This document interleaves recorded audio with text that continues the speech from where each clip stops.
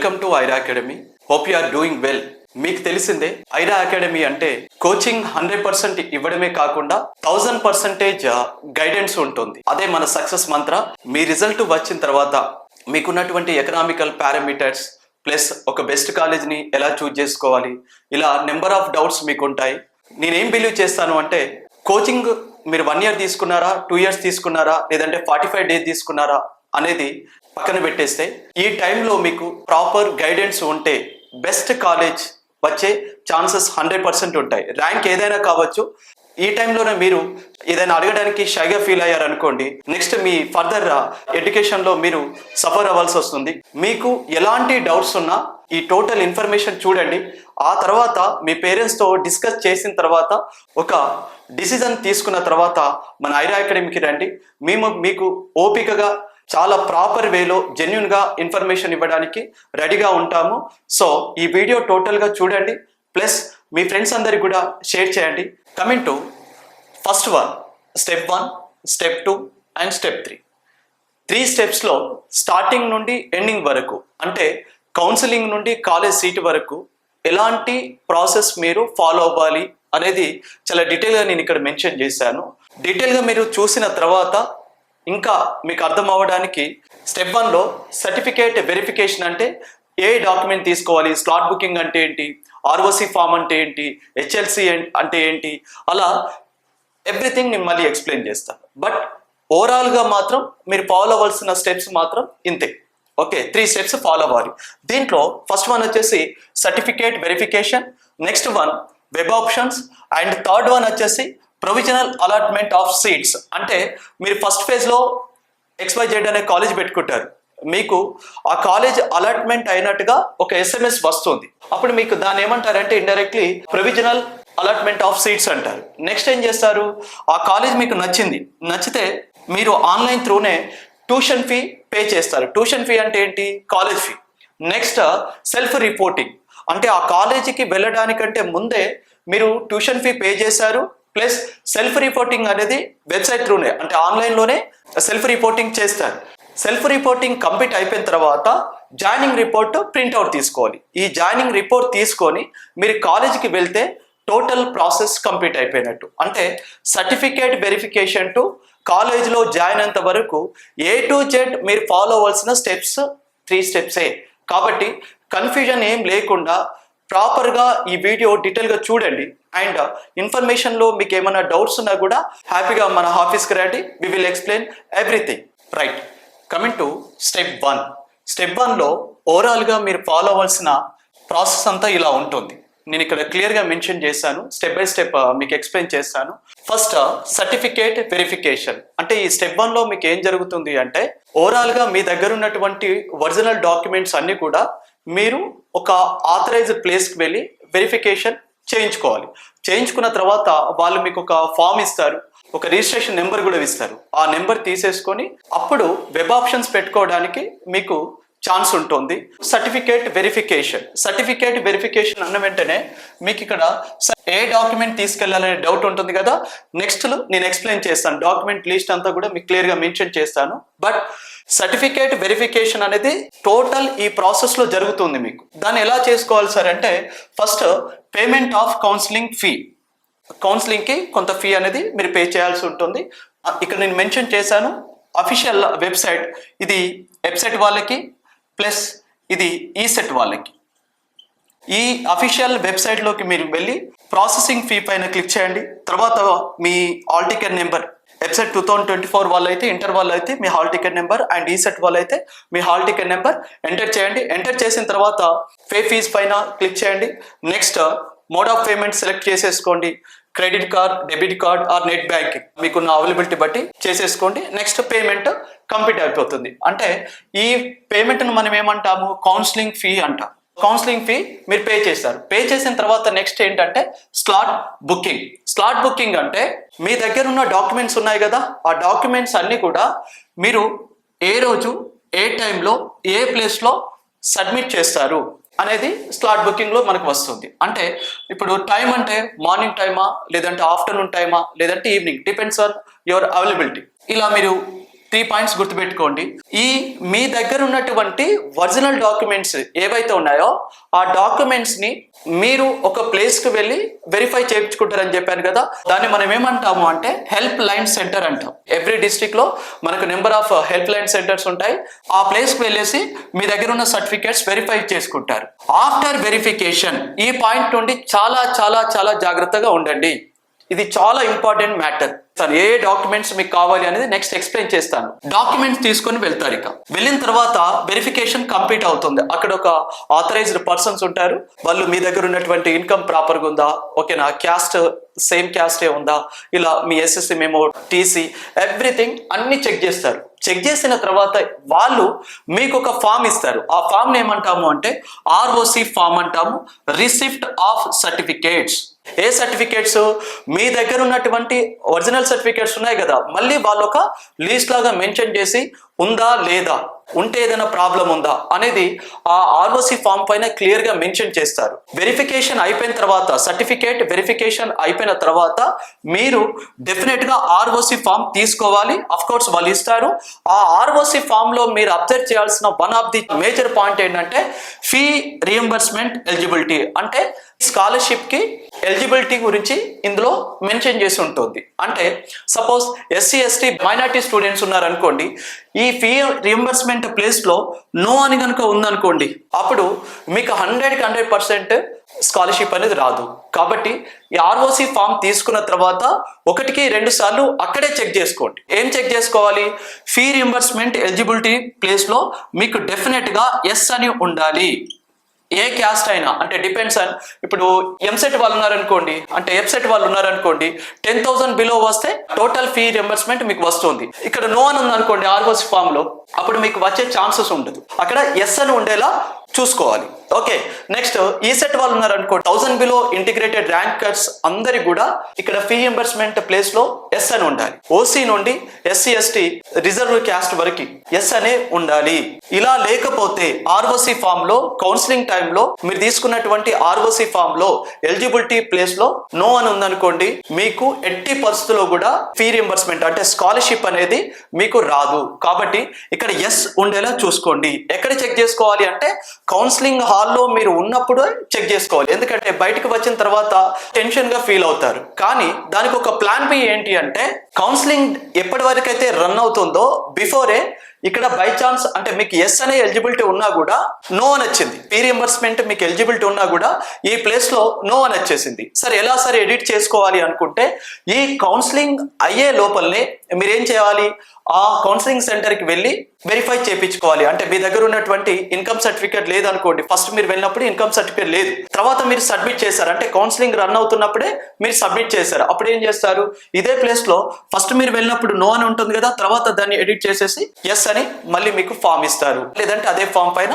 మీకు సైన్ చేస్తారు. కాబట్టి ఇది చాలా చాలా major point. Fee reimbursement eligibility అనేది డెఫినెట్ గా ఎస్ ఉండేలా చూసుకోవాలి. ఆఫ్ కోర్స్ గవర్నమెంట్ ఎంప్లాయీస్ అంటే మీ ఫాదర్ గానీ మదర్ గానీ ఎవరో ఒకరు లేదంటే ఇద్దరు గవర్నమెంట్ ఎంప్లాయ్ అయ్యారు అనుకోండి, అఫ్ కోర్స్ ఇక్కడ మీకు నో అని వచ్చేస్తుంది. ఇంకా నెక్స్ట్ ఆర్ఓసి ఫామ్ తర్వాత నెక్స్ట్ మేజర్ పాయింట్ ఏంటంటే రిజిస్ట్రేషన్ నెంబర్.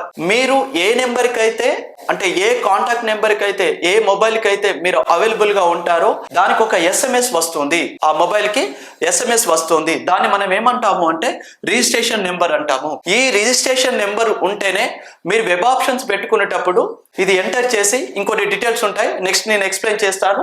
ఆ registration number plus remaining details enter చేసిన తర్వాతనే మీరు వెబ్ ఆప్షన్స్ పెట్టుకునే ఛాన్స్ ఉంటుంది. కాబట్టి మీరు టోటల్ ఈ ప్రాసెస్ లో గుర్తుపెట్టుకోవాల్సింది ఏంటంటే ఏ డాక్యుమెంట్స్ తీసుకెళ్ళాలి, నెక్స్ట్ నేను ఎక్స్ప్లెయిన్ చేస్తాను.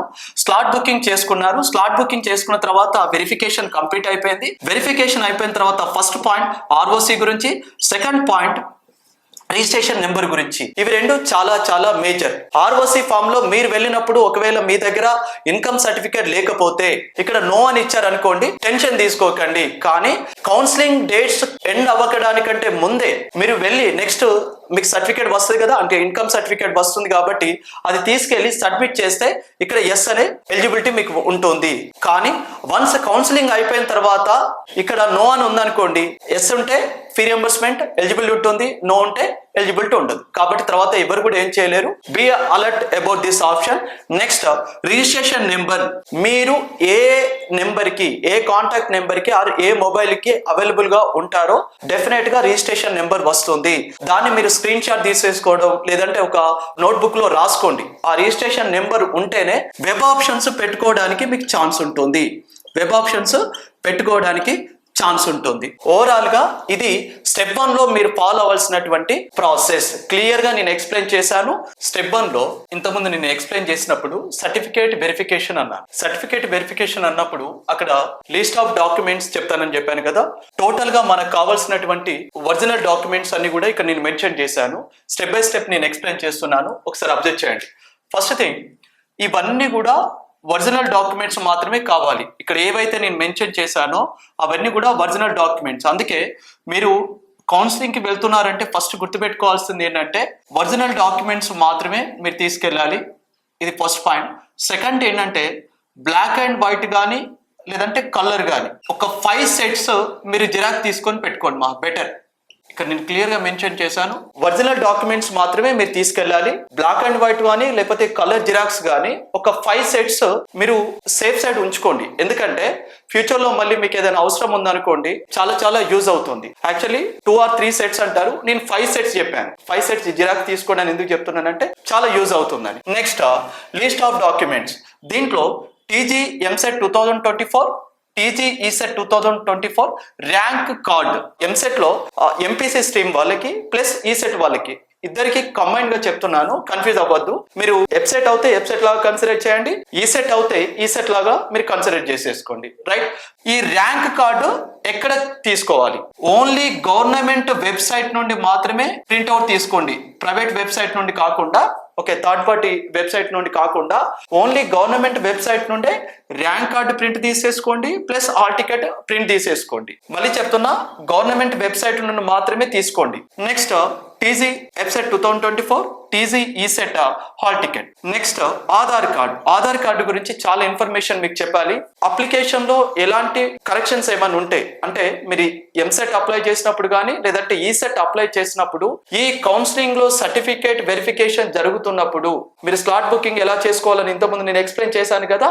ఈ సర్టిఫికేట్ వెరిఫికేషన్ కి మీరు వెళ్ళేటప్పుడు ఇంకొక పాయింట్ గుర్తుపెట్టుకోవాల్సింది ఏంటంటే, మీరు అప్లై చేసే టైంలో అప్లై చేసే టైంలో ఎఫ్సెట్ 2024 కానీ టీజీ ఈసెట్ 2024 కానీ అప్లై చేసే టైంలో మేల్ అయితే ఫీమేల్ అని రావడం, డేట్ ఆఫ్ బర్త్ కరెక్షన్స్ ఉండడం, లేదంటే మీ అడ్రస్ కరెక్షన్స్ ఉండడం, ఇలాంటి జరుగుతుంది అప్లికేషన్ టైంలో. సార్ అలాంటి మిస్టేక్స్ నాకు జరిగాయి అనుకుంటే మీరు సర్టిఫికేట్ వెరిఫికేషన్ వెళ్ళినప్పుడు అక్కడ ఉన్నటువంటి ఆథరైజ్డ్ పర్సన్స్ కి ఎక్స్ప్లెయిన్ చేయండి, సార్ నాకు ఇవి కరెక్షన్స్ ఉన్నాయి, కరెక్ట్ చేయమని. వాళ్ళు ఎవ్రీథింగ్ మీకు కరెక్ట్ చేస్తారు. కాబట్టి ఈ పాయింట్ కూడా ఒకటి గుర్తుపెట్టేసుకోండి. ఫస్ట్ పాయింట్ ఏమని చెప్పాను, ఒరిజినల్ డాక్యుమెంట్స్ తీసుకెళ్ళాలి.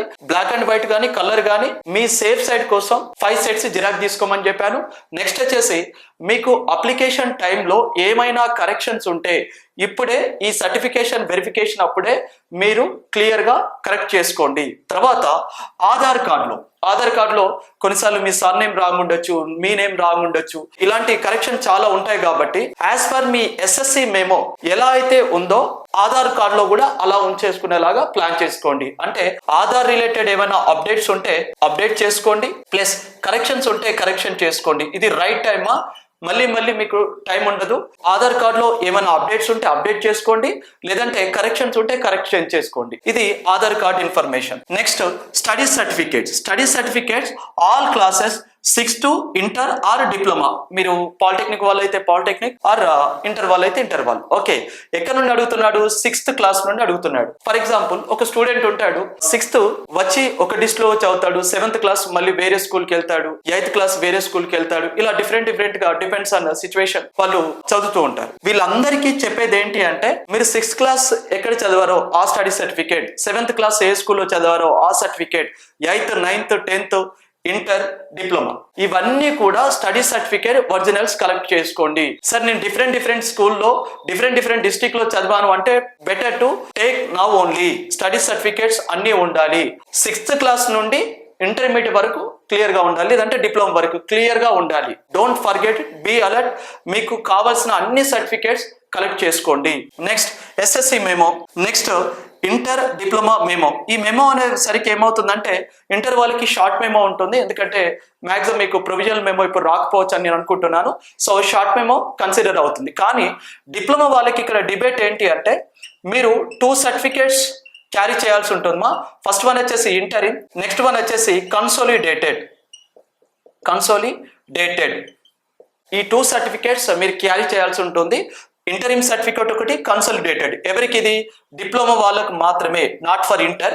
డిప్లొమా వాళ్ళకి ఈ 2 సర్టిఫికేట్స్ రిక్వైర్మెంట్ ఉంటుంది. యాక్చువల్లీ బ్యాక్లాగ్స్ ఉన్న వాళ్ళైతే ఇంతకుముందు ఇంటరిమ్ సర్టిఫికేట్ తీసుకునే వాళ్ళు, బ్యాక్లాగ్స్ లేని వాళ్ళు అయితే అంటే క్రెడిట్ పాయింట్స్ ఉంటాయి కదా మనకు 135 ఎబో, అలా ఉన్న వాళ్ళు కన్సోలిడేటెడ్ తీసుకునే వాళ్ళు. అయితే రీసెంట్ గా మనం వింటున్న కామెంట్స్ ఏంటంటే సార్ కొన్ని సెంటర్స్ లో ఇంటరిమ్ అడుగుతున్నారు, కొన్ని సెంటర్స్ లో కన్సోలిడేటెడ్ అడుగుతున్నారు, సో నేను అది తీసుకోలేదు కాబట్టి నాకు టెన్షన్ గా ఉంది అనుకుంటే మీరు చేయాల్సింది ఏంటంటే 2 తీసుకోండి, బెటర్. ఏమవుతుంది? ఇంటరిమ్ సర్టిఫికేట్ తీసుకోండి ప్లస్ కన్సోలిడేటెడ్ తీసేసుకోండి, ఒక గోల్ పోతుంది. ఎందుకంటే బోర్డ్స్ గురించి మీకు తెలిసిందే, ఏం అడుగుతారు ఏంటి అనేది మనకు క్లారిటీగా చెప్పరు. తీరా మనం అక్కడికి వెళ్ళిన తర్వాత ఇది కావాలి అది కావాలి అంటే ఇబ్బంది అవుతుంది. కాబట్టి ఒక 1000 పోయినా పర్లేదమ్మా, ఎస్బిటెట్ సైట్ లోకి వెళ్ళండి.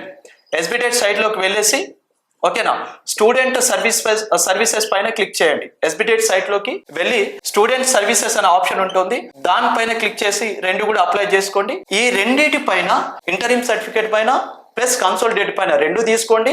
మీ కాలేజ్ స్టాంపు ప్లస్ మీ ప్రిన్సిపల్ సార్ సైన్ కానీ లేకపోతే హెచ్ఓడి సైన్ ఉండాలి. ఇది డిప్లొమా వాళ్ళకి. Next transfer certificate. రీసెంట్ గా మీకు ఇంటర్ అయితే ఇంటర్, డిప్లొమా అయితే డిప్లొమా, ఎలాగో కాలేజీలో ఇచ్చేస్తారు.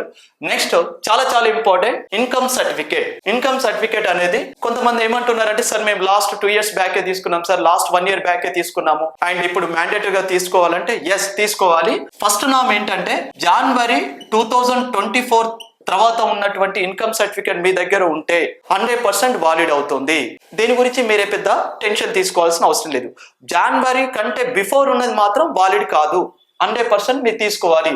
ఓసీ వాళ్ళు ఎవరైనా ఈడబ్ల్యూఎస్ రిలేటెడ్ ఎలిజిబిలిటీ ఉంటే 8 lakhs కంటే మీ ఇన్కమ్ తక్కువ ఉంటే ఈడబ్ల్యూఎస్ సర్టిఫికేట్ అనేది తీసుకోండి.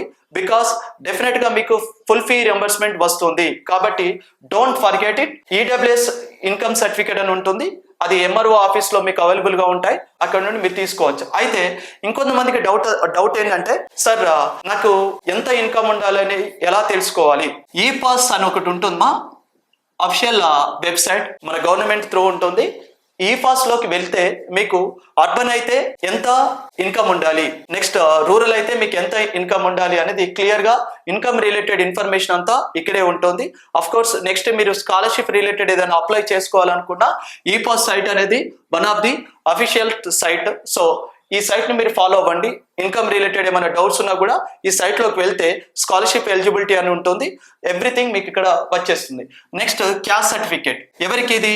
BCA నుండి ఓకే, అంటే BC all caste plus SC ST వాళ్ళకి, BC all caste plus SC ST వాళ్ళకి. అఫ్ కోర్స్ ఓసీ వాళ్ళకు క్యాస్ట్ సర్టిఫికేట్ ఉండదు కాబట్టి no need to worry.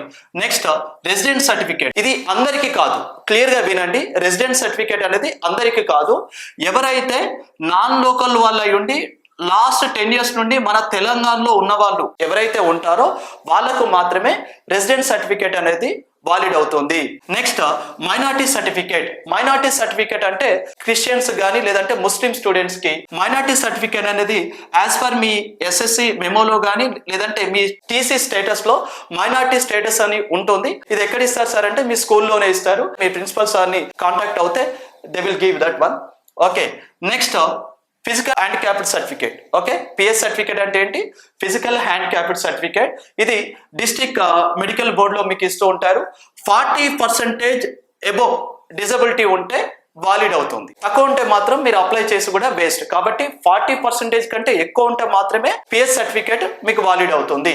Next cap, armed force అంటారు వీటిని, ఆర్మీ రిలేటెడ్ వాళ్ళు. జిల్లా సైనిక్ వెల్ఫేర్ ఆఫీసర్ ఈ సర్టిఫికేట్ మీకు ఇష్యూ చేస్తారు. Better to carry this one. Next last కి వచ్చేసి NCC అండ్ స్పోర్ట్స్ సర్టిఫికేట్ కూడా ఉంటుంది. NCC లో అయితే మీకు ABC కేటగిరీ ఉంటుంది కదా, స్పోర్ట్స్ లో అయితే నేషనల్ మెరిట్ కానీ స్టేట్ మెరిట్ ఇలా ఉంటాయి కాబట్టి better to carry this one. అయితే ఎస్పెషల్లీ ఈ 3 PH కానీ లేకపోతే క్యాప్ కానీ NCC మీకు కౌన్సిలింగ్ అంతా కూడా మసబ్ ట్యాంక్ లో జరుగుతుందమ్మా. మసబ్ ట్యాంక్ లో మీకు కౌన్సిలింగ్ జరుగుతుంది.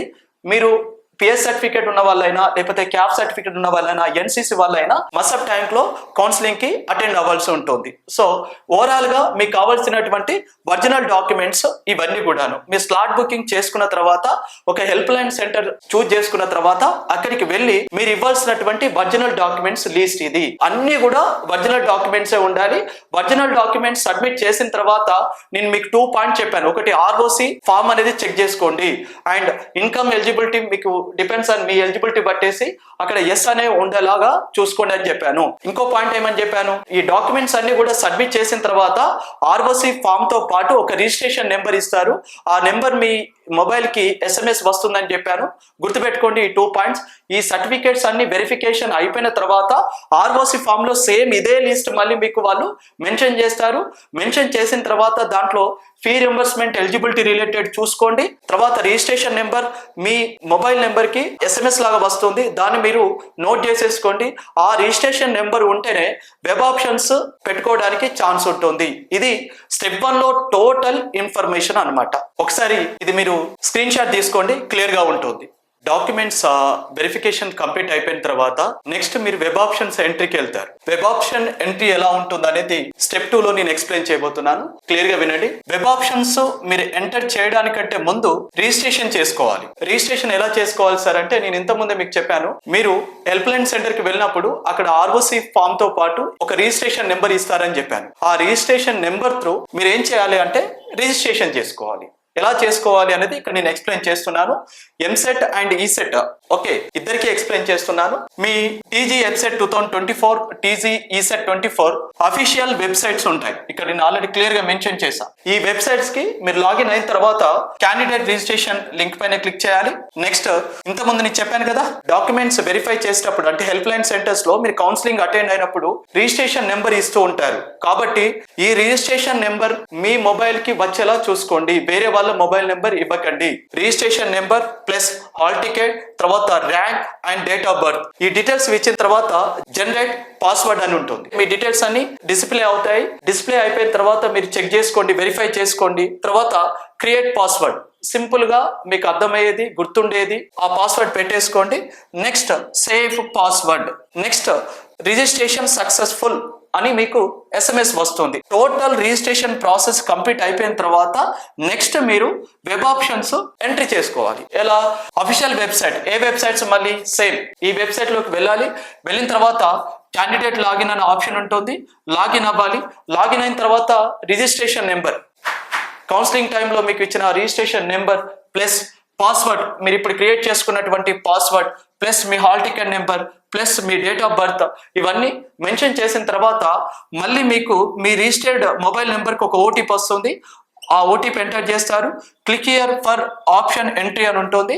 ఆప్షన్స్ ఎంటర్ చేసుకోవడానికి మీకు ఒక పేజ్ వచ్చేస్తుంది. నెక్స్ట్ డిస్ట్రిక్ట్స్, ఇది చాలా చాలా ఇంపార్టెంట్. మీరు వెబ్ ఆప్షన్స్ కి వెళ్ళడానికంటే ముందు చేయాల్సినటువంటి ఫస్ట్ వర్క్ ఏంటంటే కాలేజీ కోడ్ ఏంటో తెలుసుకోండి. College code, next district code, ఆ కాలేజీ ఏ డిస్ట్రిక్ట్ లో ఉందనేది మీరు డెఫినెట్ గా తెలుసుకోవాలి. లాస్ట్ ఇయర్ ఏమైందంటే ఒక స్టూడెంట్ కి టాప్ 100 లో ర్యాంక్ ఉంది, 74 or 75.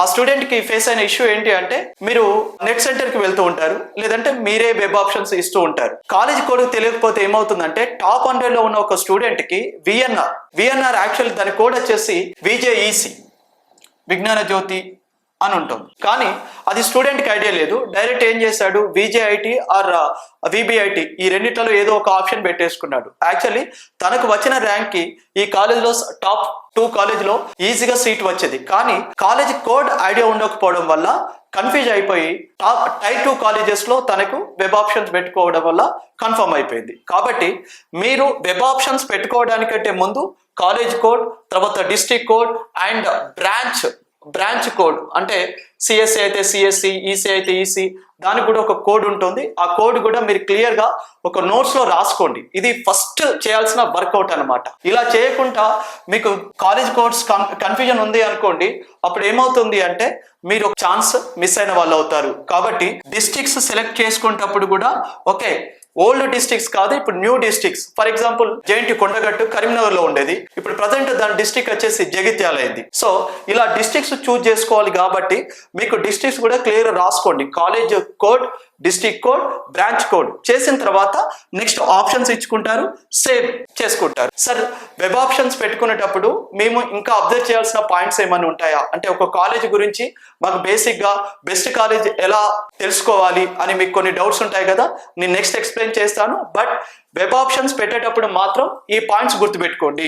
నెక్స్ట్ వెబ్ ఆప్షన్స్ పెట్టుకోవడానికంటే ముందే మీరు కానీ మీ పేరెంట్స్ కానీ కొన్ని మ్యాటర్స్ మీరు అబ్జర్వ్ చేయాలమా. దాంట్లో ఫస్ట్ వన్ వచ్చేసి ఫీ రియంబర్స్మెంట్ ఎలిజిబిలిటీ అంటే స్కాలర్షిప్ ఎలిజిబిలిటీ. ఒక కాలేజ్ మీరు చూజ్ చేసుకున్నారు, లేదంటే టాప్ 10 కాలేజెస్ అనుకుంటున్నారు, ర్యాండమ్ గా ఆ కాలేజ్ లో హైయెస్ట్ ఫీ ఎంత ఉందనేది మీరు చెక్ చేసుకోండి. చెక్ చేసుకున్న తర్వాత మీకు స్కాలర్షిప్ యాజ్ పర్ క్యాస్ట్ ఎంత వస్తుంది, లేదంటే ర్యాంక్ వైజ్ మీకు ఎంత వస్తుంది దాన్ని చెక్ చేసుకోండి. చెక్ చేసుకున్న తర్వాత అప్పుడు మీకు ఎంత పే చేయాలి ఆ కాలేజీకి అనేది తెలుస్తుంది.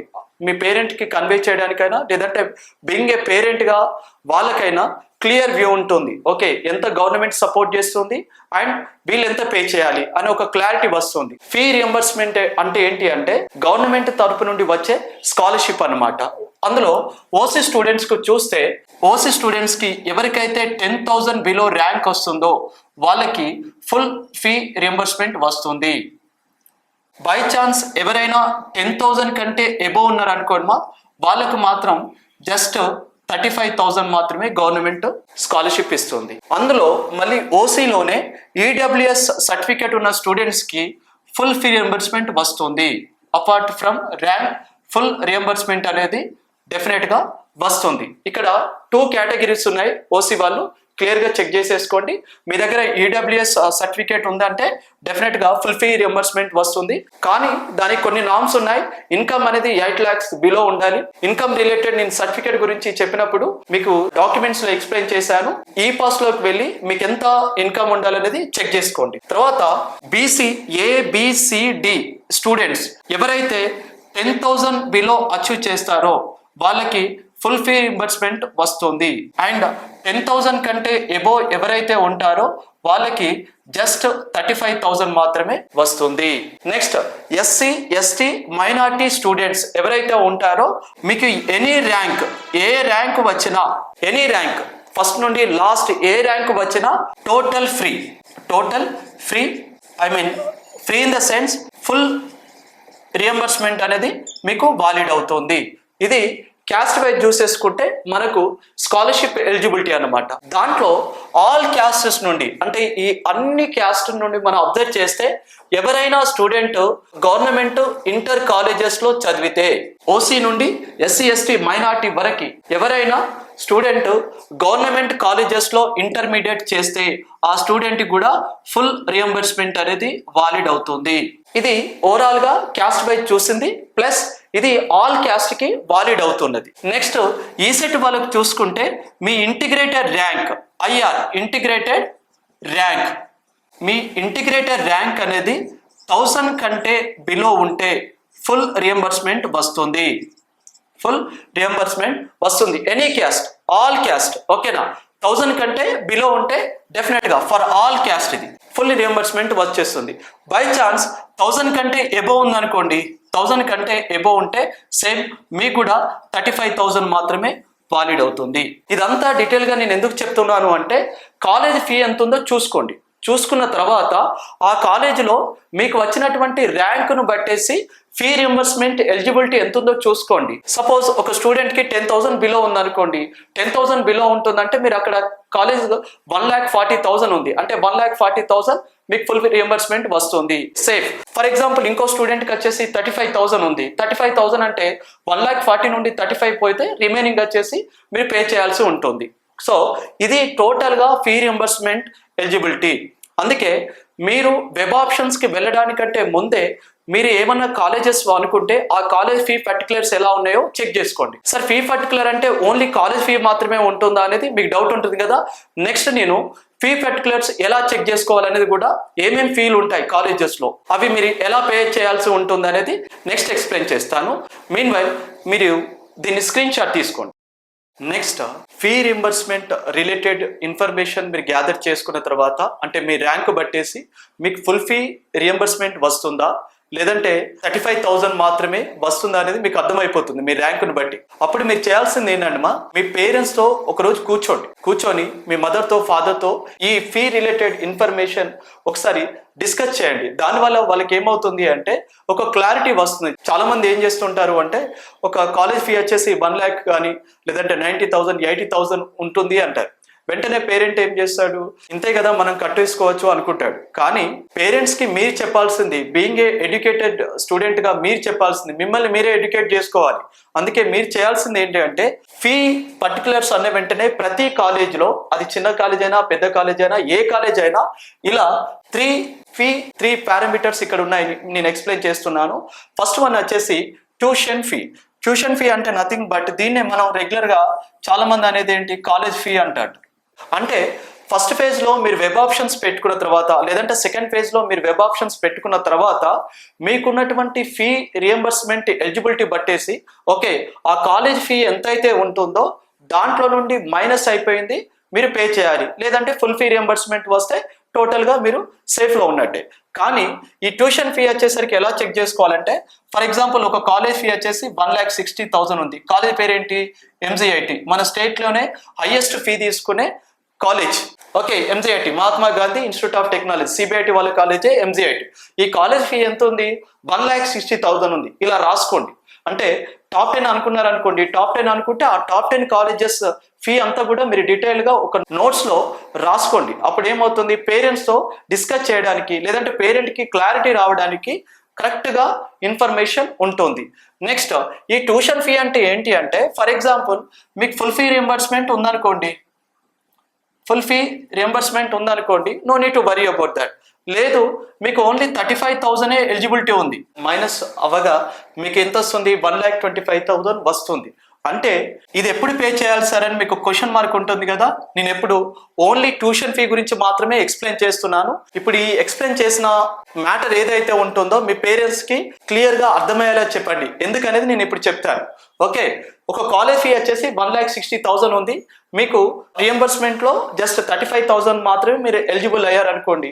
అప్పుడు మైనస్ చేసేసుకుంటే రిమైనింగ్ మనకి ఎంత ఉంది, ఇక్కడ 1,25,000 ఉంది కదా. ఇది ఎప్పుడైతే మీ కాలేజ్ అలర్ట్ అవుతుందో, మీ కాలేజ్ అలాట్మెంట్ కంప్లీట్ అయిన తర్వాత, అది ఫస్ట్ ఫేజ్ అయినా సెకండ్ ఫేజ్ అయినా ఓకేనా, మీ కాలేజ్ అలాట్మెంట్ అయిపోయిన తర్వాత మ్యాక్సిమం మీకు ఒక 5 to 10 days గ్యాప్ ఇస్తారు. కాలేజ్ అలాట్మెంట్ అయినట్టుగా మీకు ఒక SMS వస్తుంది. ఆ SMS చెక్ చేసుకున్న తర్వాత ఇక్కడ మీకు ఎంతైతే కనిపిస్తుందో ఎలాంటి ఇన్స్టాల్మెంట్స్ లేకుండా అక్కడ ఎంత ఉంటే అంత, ఓకే, సింగిల్ ఇన్స్టాల్మెంట్ లో మీరు క్లియర్ చేయాల్సిందే. 1,25,000 ఉన్నా 1 lakh ఉన్నా అంతకంటే ఎక్కువ ఉండే ఛాన్సెస్ ఉంటుంది. ఎందుకంటే మనకి స్టేట్ లోనే హైయెస్ట్ ఇంతే కాబట్టి, సో ఇదే హైయెస్ట్. ఫర్ ఎగ్జాంపుల్ ఈ కాలేజే వచ్చేసింది అనుకోండి, ఇంత అమౌంట్ని మీరు ఒకేసారి పే చేయాలి.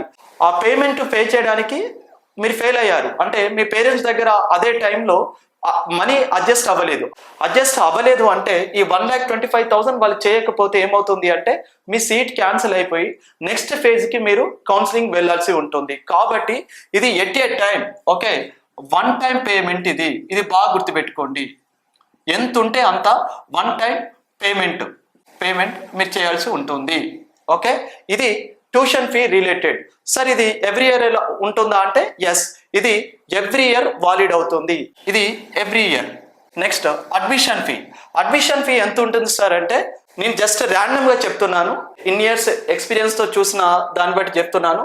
5,000 to in between 25,000 ఉంటుంది, depends on that college level. Okay, 5,000 to 25,000 in between ఉంటుంది. హైయెస్ట్ లోయెస్ట్ చెప్తున్నాను, మినిమమ్ మ్యాక్సిమం అమౌంట్ చెప్తున్నాను. ట్యూషన్ ఫీ ఎప్పుడు పే చేయాలి అనే క్వశ్చన్ వస్తే కాలేజ్ అలాట్మెంట్ అయినట్టుగా ఒక SMS వస్తుంది.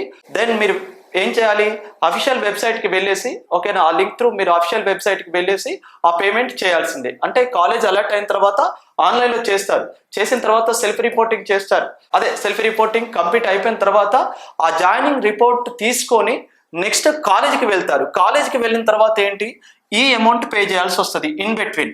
అంటే ఇక్కడ నేను మీకు అర్థమయ్యేలా రాస్తున్నాను, జాయినింగ్ రిపోర్ట్తో వెళ్ళినప్పుడు కాలేజ్లో మీరు పే చేసేది అడ్మిషన్ ఫీ. సార్ ఇది ఎవ్రీ ఇయర్ ఉంటుందా అంటే, ఎస్, ఇది కూడా ఎవ్రీ ఇయర్ ఉంటుంది.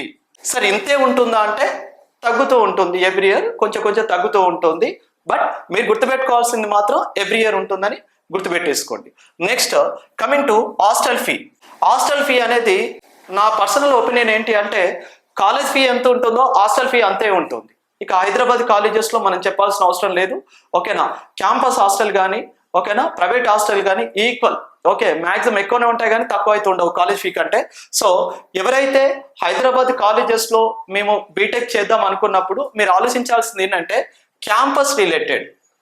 క్యాంపస్ హాస్టల్స్లో మినిమం మీకు 60,000 నుండి 1,20,000 వరకు ఉంటుంది మా క్యాంపస్ హాస్టల్స్లో. క్యాంపస్ హాస్టల్లో మీ ఇంట్రెస్ట్ని బట్టి, మీ ఎకనామికల్ ఎబిలిటీని బట్టి, కెపాసిటీని బట్టి మీరు చూజ్ చేసుకోవచ్చు. లేదు సార్ ప్రైవేట్ హాస్టల్స్లో మేము జాయిన్ అవ్వాలనుకుంటున్నాము అనుకుంటే దానికి వాలిడ్ అయ్యే ఫీ ఎంత అంటే 5,500 to 7,500 ఇన్ బిట్వీన్ ఉంటుంది. ఎందుకంటే చాలా ఇంజనీరింగ్ కాలేజెస్కి డ్రాబ్యాక్ ఏంటంటే maximum near by private hostels చాలా తక్కువ ఉంటాయి. కాలేజ్ ఎక్కడో ఉంటుంది అండ్ ప్రైవేట్ హాస్టల్స్ ఎక్కడో ఉంటాయి, కొన్ని కాలేజెస్కి అయితే దగ్గర ఉంటాయి. సో మీ ఎకనామికల్ ఎబిలిటీని బట్టేసి మీరు ఇలా చూజ్ చేసుకోవచ్చు. అందులో యూనివర్సిటీస్లో వస్తే అంటే ఓయూలో కానీ, జేఎన్టీయూలో కానీ, కేయూ ఇలాంటి కాలేజెస్లో వస్తే మీకు మంచి అడ్వాంటేజ్ ఏంటంటే హాస్టల్ ఫీ అనేది మ్యాక్సిమం బాయ్స్కి అయితే 3,000, గర్ల్స్కి అయితే హార్డ్లీ 2,500. ఓకే, మళ్ళీ దాంట్లో మీకు కొంత స్కాలర్షిప్ లాగా మెస్ చార్జెస్ మళ్ళీ మీకు స్కాలర్షిప్ లాగా వస్తూ ఉంటుంది. అంటే ఇది నేను చెప్పింది ఓన్లీ ఫర్ గౌట్ కాలేజెస్ అంటే ఓయూ కానీ, నెక్స్ట్ జేఎన్టీహెచ్ కానీ ఇలాంటి కాలేజెస్ గురించి చెప్తున్నాను. ఇది ఈ కాలేజ్లో వాల్యూడ్ అయ్యేది అంటే ఇక్కడ దీంతో కంపేర్ చేసేసుకుంటే ఇక్కడ 50% ఉంటుంది, మళ్ళీ దాంట్లో కొంత మీకు స్కాలర్షిప్ లాగా లాస్ట్లో యాడ్ అవుతుంది. కాబట్టి మీరు ఫీ పర్టికులర్ గురించి ఆలోచించేటప్పుడు పేరెంట్స్తో క్లియర్గా మాట్లాడండి. ట్యూషన్ ఫీ అనేది కాలేజ్ అలర్ట్ అయిన తర్వాత ఎట్ ఏ టైం పే చేయాల్సిందే. ఒకవేళ పేమెంట్ చేయకపోతే డైరెక్ట్గా ఆ సీట్ క్యాన్సిల్ అవుతుంది, సెకండ్ ఫేజ్కో థర్డ్ ఫేజ్కో మీరు వెళ్ళాల్సిందే. అడ్మిషన్ ఫీ వచ్చేసి కాలేజ్ అలాట్మెంట్ అయిన తర్వాత సెల్ఫ్ రిపోర్ట్ చేసిన తర్వాత రిపోర్టింగ్ అంటే జాయినింగ్ రిపోర్ట్ తీసుకొని కాలేజీకి వెళ్ళిన తర్వాత చేసేది ఎవ్రీ ఇయర్ ఉంటుంది. హాస్టల్ ఫీ అనేది క్యాంపస్ హాస్టల్లో ఉంటారా, ప్రైవేట్ హాస్టల్స్లో ఉంటారా అనేది ఒక డిబేట్, దాన్ని బట్టి కూడా మీరు చూజ్ చేసుకోండి. నెక్స్ట్ 3K2 ఇక్కడ 2,500 అని రాశాను కదా, ఇదే వరకు ఓన్లీ గవర్నమెంట్ కాలేజెస్ వాళ్ళకి. ఇవి కాకుండా నెక్స్ట్ ఏముంటాయి మీకు లైబ్రరీ ఫీ లాంటివి కావచ్చు, కాలేజ్ బస్ ఫీ కానీ ఇవన్నీ ఉంటాయి. అందుకనే ఎకనామికల్గా మీరు బర్డెన్ కావద్దు అనుకుంటే ఫస్ట్ ఇలా డీటెయిల్గా రాసుకోండి, మా పేరెంట్స్కి ఎక్స్ప్లెయిన్ చేయండి. ఓకే, జస్ట్ ఇది మాత్రమే చెప్పేసి ఇవన్నీ చెప్పపోయారనుకోండి వాళ్ళ తర్వాత చాలా బర్డెన్గా ఫీల్ అవుతూ ఉంటారు, పెట్టుకునే వాళ్ళు ఉంటారు, పెట్టుకునే వాళ్ళు ఉంటారు. కాబట్టి మీరు పేరెంట్స్కి ప్రాపర్ ఇన్ఫర్మేషన్ ఇవ్వండి, ఇది చాలా చాలా ఇంపార్టెంట్. ఇక హాస్టల్ ఫీ గురించి ఏంటి, హాస్టల్ ఫీ కూడా ఎవ్రీ ఇయర్ ఉంటుంది మీకు తెలిసిందే. కాబట్టి ఇప్పుడు నేను ఓవరాల్గా మీకు చెప్పేది ఏంటి అంటే ఇక్కడ ఎఫ్సెట్ వాళ్ళు అవుతే 4 ఇయర్స్కి టోటల్ ఫీ ఎంత అవుతుందో చూసుకోండి. టోటల్ ఫీ అంటే ఏంటి, tuition fee, admission fee, hostel fee, okay, ఎంత అవుతుంది అనేది క్లియర్గా చూసుకోండి. అదే ఈసెట్ వాళ్ళు కూడా 3 ఇయర్స్కి మీకు ఎంత ఫీ అవుతుందో కూడా చూసుకోండి. ఓకే, ఇలా 4 ఇయర్స్ ర్యాండమ్గా ఎంత వస్తుంది అనేది పేరెంట్స్కి ఎక్స్ప్లెయిన్ చేయండి. ఎక్స్ప్లెయిన్ చేస్తే అసలు ఎంత పెట్టుకోవాలి అండ్ ఎడ్యుకేషన్ లోన్స్ రిలేటెడ్ ఏదైనా వాళ్ళకి పాసిబిలిటీ ఉంటే ట్రై చేస్తారు. ఎకనామికల్గా మాత్రం పేరెంట్స్ని ఇబ్బంది పెట్టకండి. ఈ కాలేజెస్ గురించి నేను అంటే నెక్స్ట్ మీకు ఎక్స్ప్లెయిన్ చేసేది ఏంటంటే క్వాలిటీ కాలేజెస్ని మీరు ఎలా చూజ్ చేసుకోవాలని కొన్ని పారామీటర్స్ ఉంటాయి, షార్ట్ అండ్ నీట్గా మీకు ఎక్స్ప్లెయిన్ చేస్తాను. ఏ కాలేజీలో అయినా చదువు, కానీ ఎవ్రీథింగ్ నీ పైనే డిపెండ్ అయి ఉంటుంది. కాలేజ్ చిన్నదా పెద్దదా అనేది పక్కన పెట్టేసేయండి. కంటెంట్ మీ దగ్గర ఉంటే ఏ ఇంజనీరింగ్ కాలేజీలో అయినా మీరు ఇంటర్వ్యూలో క్రాక్ చేయగలుగుతారు. కానీ ఒక టార్గెట్ మీరు పెట్టుకోండి, మా ఫస్ట్ ఇయర్ నుండి 4th ఇయర్ వరకు క్యాంపస్ ప్లేస్మెంట్ లేకుండా బీటెక్ నుండి బయటకు రావద్దు. బై ఛాన్స్ మీరు అలా వస్తే బయట సిచ్యువేషన్స్ అస్సలు బాగలేవు. కాబట్టి మీరు ఒకటే టార్గెట్ పెట్టుకోండి, బీటెక్లో జాయిన్ అయ్యే డే 1 నుండే అది ఈసెట్ వాళ్ళైనా లేకపోతే ఎంసెట్ వాళ్ళైనా ఎవరైనా మీరు గుర్తుపెట్టుకోవాల్సింది ఏంటంటే 3 ఇయర్స్ ఆర్ 4 ఇయర్స్ డెఫినెట్గా క్యాంపస్లోనే మీరు ప్లేస్మెంట్ కొట్టేలాగా ప్లాన్ చేసుకోవాలి. ఆ లెవెల్లో మీరు కంటెంట్ ప్రిపేర్ చేసుకోవాలి. ఎందుకంటే ఇన్ని లక్షలు కట్టాల్సి వస్తుంది. మీరు మనీ పే చేస్తున్నాము అంటే మన మనీ, ఇది పేరెంట్స్ చెమటోడి కష్టపడిన మనీ ఇక్కడ మనం పే చేస్తున్నాం. కాబట్టి మీరు టైం పాస్ చేస్తే ఏమవుతుందంటే ర్యాండమ్ మీరు లెక్క చేసేసుకున్న మినిమం లీస్ట్ ఇక ఒక 3 lakhs అయినా మీరు పే చేయాల్సిందే. అంటే of course me scholarship eligibility ఉంది అనుకోండి, అలా చూసుకున్నా మీరు ఇక్కడ హాస్టల్ ఫీ పరంగా అయితే పే చేస్తున్నారు కదా. కాబట్టి ఒక ఓవరాల్ ఎస్టిమేషన్ తీసుకోండి. ఎస్టిమేషన్ తీసేసుకొని ఆ కాలేజ్ అంత కడుతున్నాము, అండ్ మీ దగ్గర టెక్నికల్ ఎబిలిటీ ఉందా, అంటే టెక్నికల్ స్కిల్స్ ఉన్నాయా, ఉంటే ఒక కంపెనీ వస్తే సెలెక్ట్ అయ్యే అంత మెచ్యూరిటీ మీరు అప్లై చేస్తున్నారా, సబ్జెక్ట్ కంటెంట్ తీసుకుంటున్నారా అనేది మీ పైనే డిపెండ్ అయి ఉంటుంది. కాబట్టి ఈ ఫీ ప్యాటర్న్ అంతా ఒకసారి పేరెంట్స్తో డిస్కస్ చేయండి. నెక్స్ట్ కాలేజ్ నామ్స్ అంటే మీకు తెలిసిందే, మనకు స్కూల్స్ ఎన్ని ఉన్నాయో అన్ని ఇంజనీరింగ్ కాలేజెస్ అవుతున్నాయి. కాబట్టి ఇందులో క్వాలిటీ ఓరియంటెడ్ ఇంజనీరింగ్ కాలేజీని మీరు చూజ్ చేసుకోవాలనుకుంటే మీ ఫాదర్ ఒకటి సజెస్ట్ చేస్తూ ఉంటారు, మీకు తెలిసిన వాళ్ళు కొందరు సజెస్ట్ చేస్తూ ఉంటారు. ఈ అన్ని సజెషన్ పక్కన పెట్టేస్తే స్ట్రేట్గా మీకు మీరే కొన్ని అనలైజ్ చేసేసుకుంటే ఆ కాలేజ్ లెవెల్ ఏంటి అనేది మీకు తెలుస్తుంది. దానికి మీరు చేయాల్సింది ఏంటంటే ఫస్ట్ వన్ వచ్చేసి నాక్ గ్రేడ్ చూసుకోండి. నాక్ గ్రేడ్ అంటే ఏంటి అంటే ఏఐసిటి యూజీసీ అండర్లో అన్ని కాలేజెస్ని చెక్ చేసిన తర్వాత ఇచ్చే ఒక నాక్ గ్రేడ్ అంటే ఇలా ఉంటుందమ్మా, A++ కానీ A+ కానీ లేకపోతే A కానీ ఇలా A to D వరకు ఉంటాయి. నా సజెషన్ ఏంటి అంటే మ్యాక్సిమం ఇలాంటి కాలేజెస్లో మీరు జాయిన్ అవ్వడానికి ట్రై చేయండి.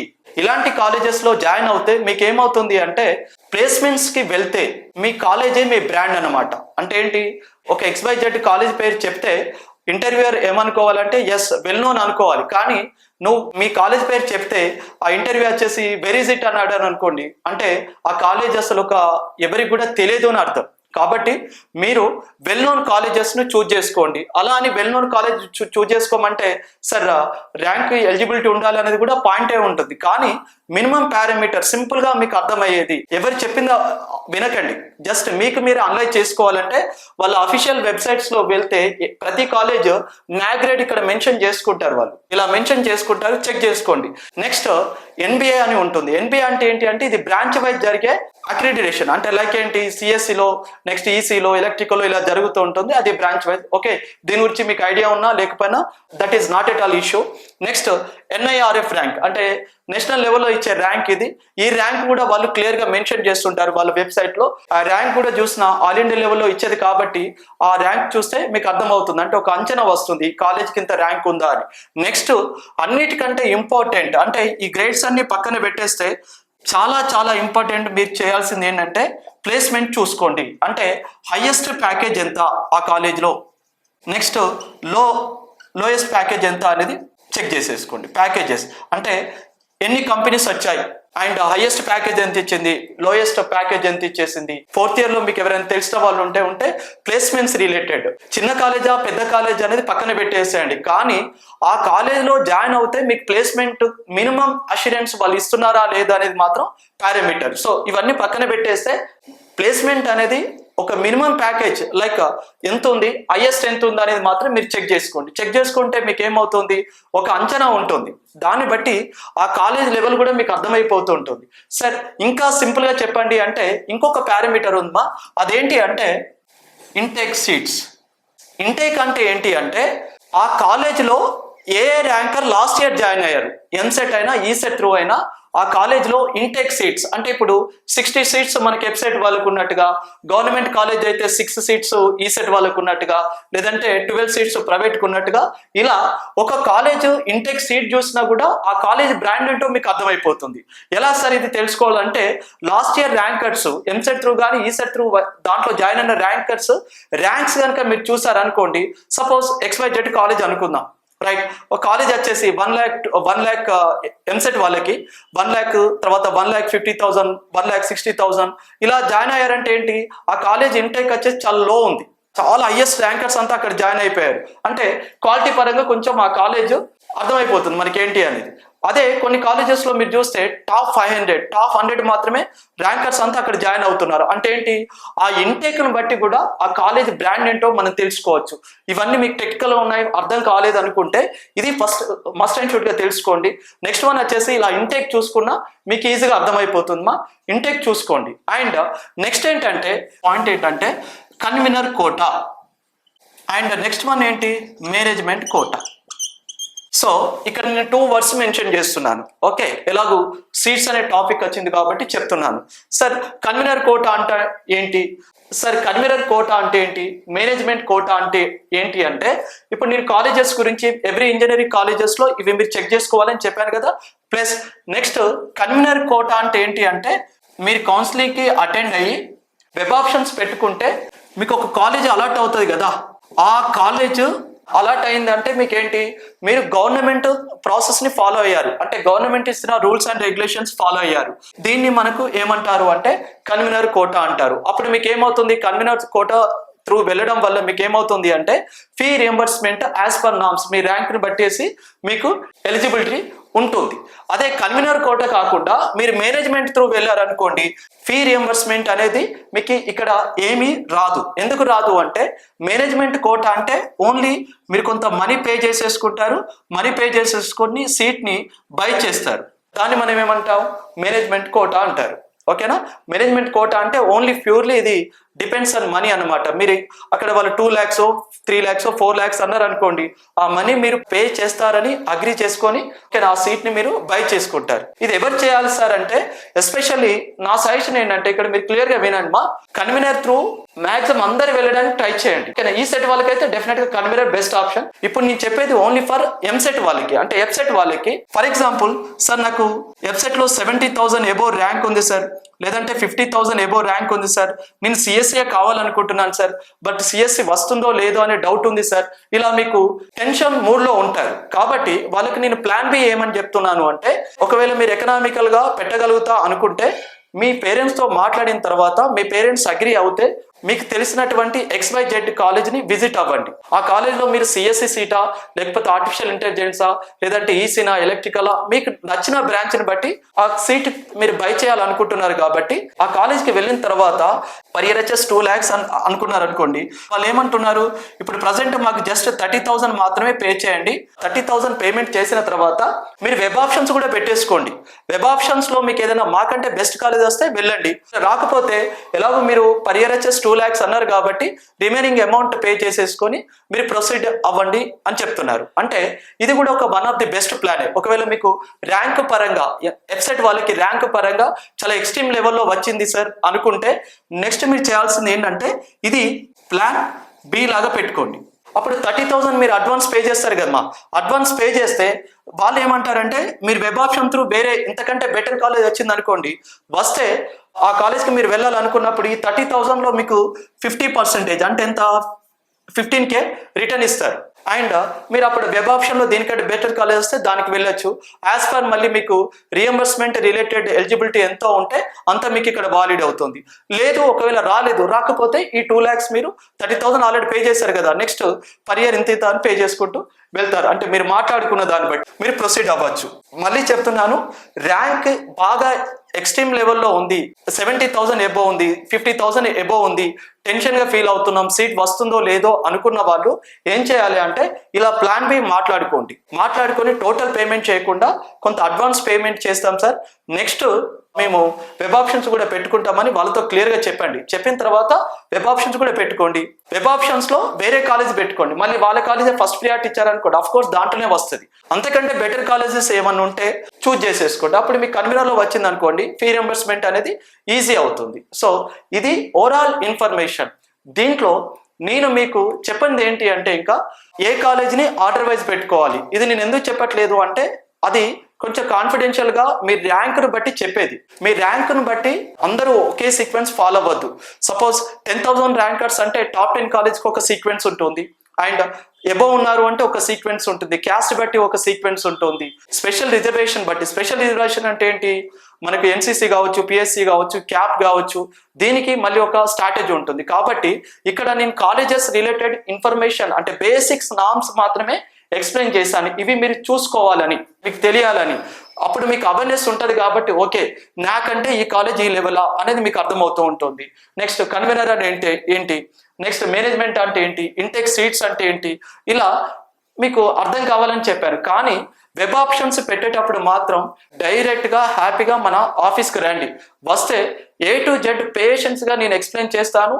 ప్లస్ ఎన్నో ఇయర్స్ నుండి ఇంజనీరింగ్ కాలేజెస్ పైన మనకున్నటువంటి అవేర్నెస్ వల్ల 90% సీట్స్ వచ్చేలాగా మనం ప్లాన్ చేస్తున్నాం. మీ సీనియర్సే మన దగ్గరికి ఎన్నోసార్లు మోటివేషన్కి వచ్చినప్పుడు ఓయూలో మేము మెజారిటీ ఆఫ్ ది స్టూడెంట్స్ మన ఐరా స్టూడెంట్సే ఉన్నాము, అండ్ జేఎన్టీయూలో మన వాళ్ళే ఉన్నారు, CBIT, Vasavi, VNR, MGIT and Narayanamma, ఇలా టాప్ 10 కాలేజెస్లో ఉన్నాము అని మీ సీనియర్సే మీకు ఎన్నోసార్లు మన క్లాస్కి వచ్చి చెప్పారు. అంటే ఇక్కడ ఏంటి అంటే మీరు కోచింగ్ రిలేటెడ్ 1 year తీసుకున్నారా, 2 years తీసుకున్నారా, 45 days తీసుకున్నారా అనేది పక్కన పెట్టేస్తే ఒక రోజు ప్లాన్ చేసుకోండి.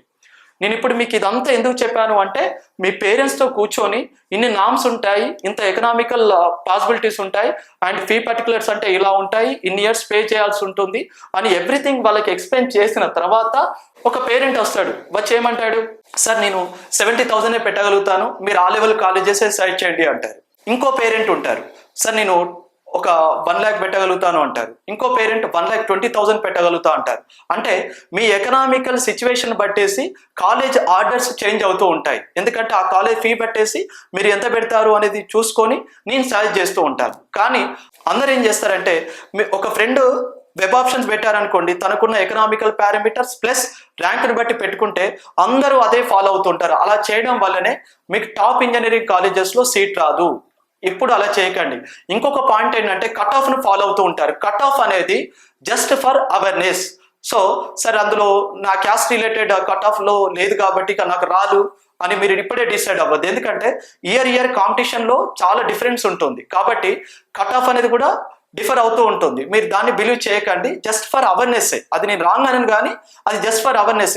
ఈ ఇయర్ మీకు వర్కౌట్ కాకపోవచ్చు, రేర్ కేసెస్లో అది వర్కౌట్ అవుతుంది. మళ్ళీ చెప్తున్నాను, మీరు గుర్తుపెట్టుకోవాల్సింది ఏంటంటే ఎకనామికల్గా మీరు ఎంత పెట్టుకోగలుగుతారు.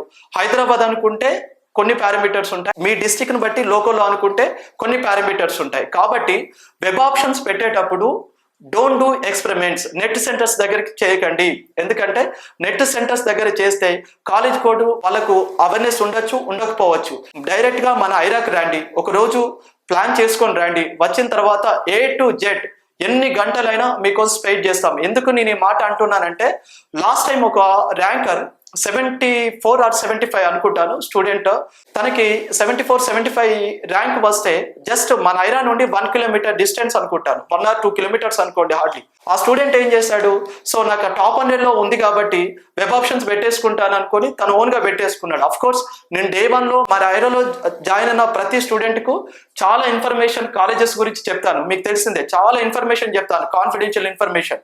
సో అప్పుడు ఆ స్టూడెంట్ ఏం చేశాడు, తనంతట తానే వెబ్ ఆప్షన్ పెట్టుకున్నాడు. హైలైట్ ఏంటంటే ఫస్ట్ ఫేజ్లో తనకి ఎక్కడ సీట్ అలాట్మెంట్ రాలేదు. అంటే ఎక్కడ మిస్టేక్ అయింది, వెబ్ ఆప్షన్స్ పెట్టుకోవడం అనేదే లాజికల్ ప్రాసెస్.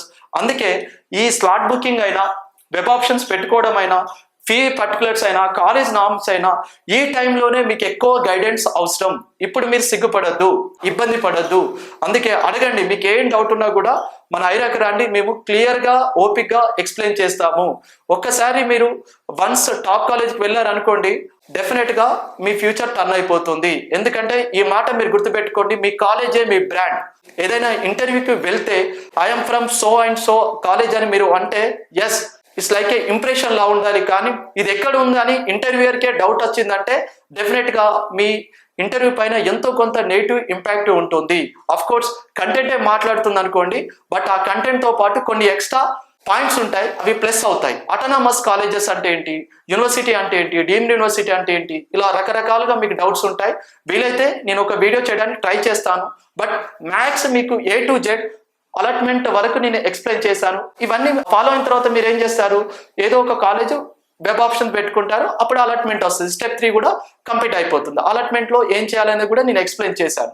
ఒకరోజు మీరు మీ పేరెంట్స్ మన ఐరాక్ రండి, క్లియర్గా వెబ్ ఆప్షన్స్ మన దగ్గరే పెట్టుకోండి. మాకున్నటువంటి ఎక్స్పీరియన్స్ డెఫినెట్గా మీకు సక్సెస్ పాయింట్ అవుతుంది.